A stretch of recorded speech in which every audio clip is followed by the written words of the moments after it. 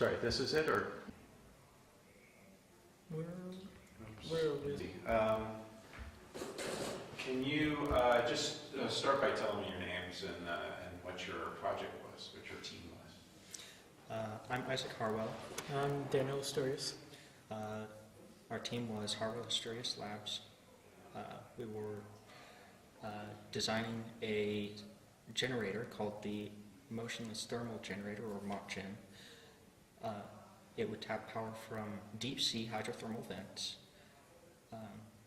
And from there it would create usable electricity which we could take back to shore on a very large power line. Okay. And the more this can be casual and informal, the better. This doesn't have to be a prepared thing. Let's see. No. Okay. Tell me. So tell me about your experience doing the whole process last year. How did you get into it? How did it start out? How did you develop the idea? And then what was it like coming to the final awards event? Well, it started as a pet project of ours, and we were actually making a refrigerator for an old boss of mine. He gave me an incredibly nice job. It was actually my first job, and he was into just sort of weird technology, so we thought of making this weird type of refrigerator. It's a very exotic refrigerator, and so when we heard about the Conrad Awards, while we were tossing around different ideas for what to do, this was one of the ones we thought about, in which most refrigerators, you can run the cycle backwards as a heat engine and then produce electricity. And then we were thinking, okay, so we could use this as a heat engine. Well, where would we put it?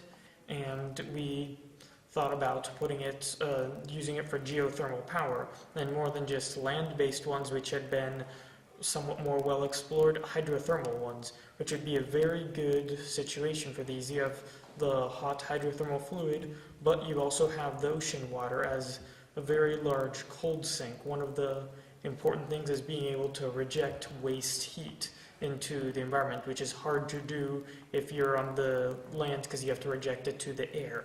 And some people don't like it if you're generating large amounts of heat and then sending it into the environment, because that doesn't naturally happen.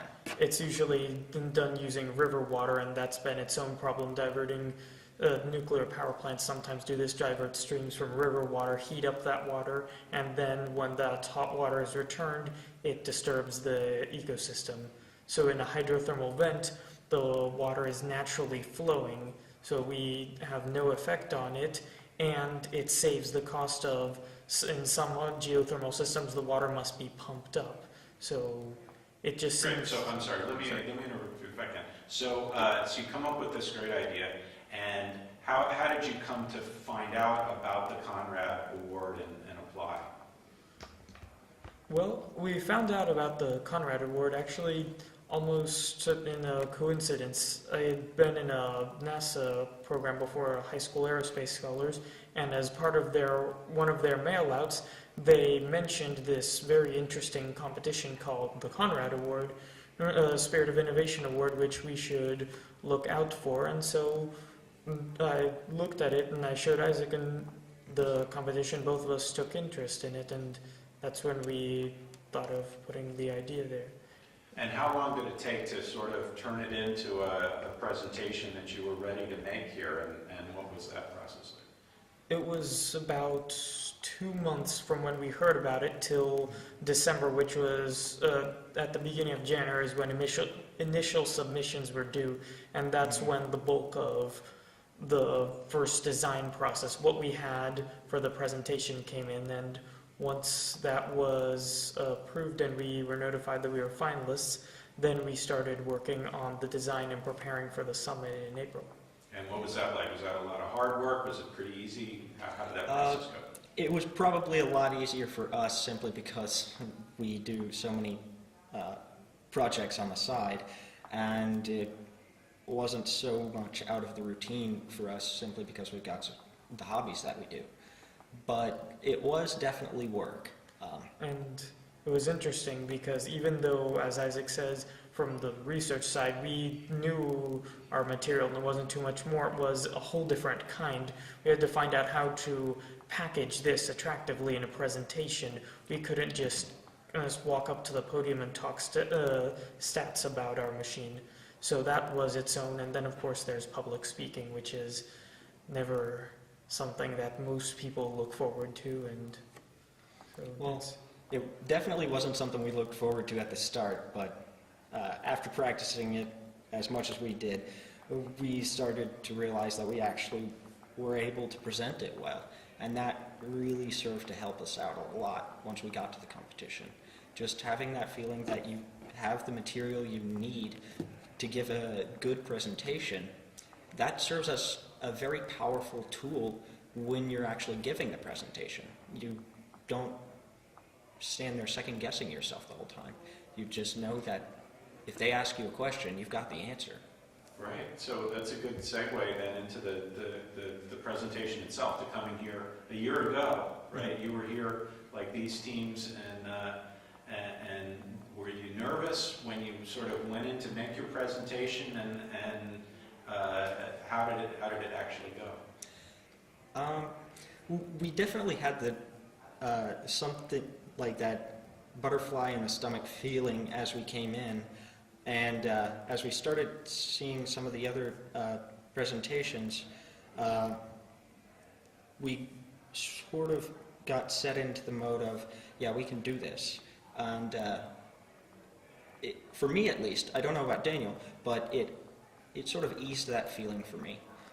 for me too, it helped out. Just a lot of it was uncertainty. We weren't sure how it was going to work out, what it was going to be like.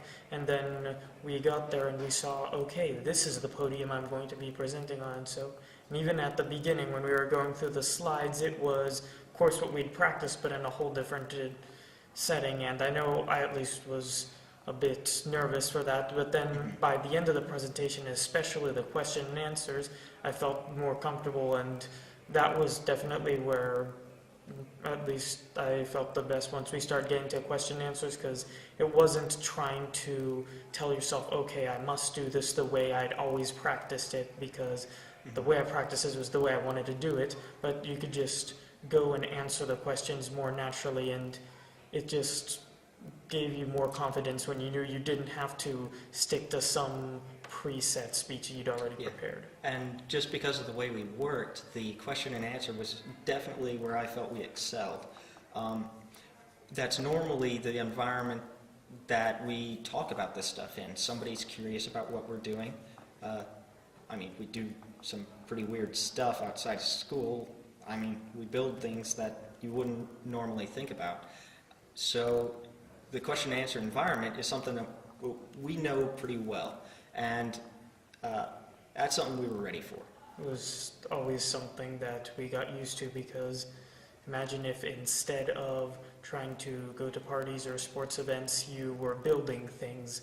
So we were used to people asking us and just being curious about, well, how could what you were doing be as fun as a football game? And lots of times we could speak to them and convince them that, yeah, it actually very well could be.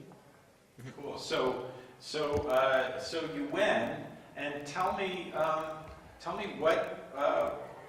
what's happened since then, since that day you won, and especially, how has winning been a good thing? What's it done for you, both sort of professionally and career-wise, and has it been fun? Have you enjoyed it? Well, career-wise, it's definitely a strong point for your resume to see that you worked on such a project and then that it was successful.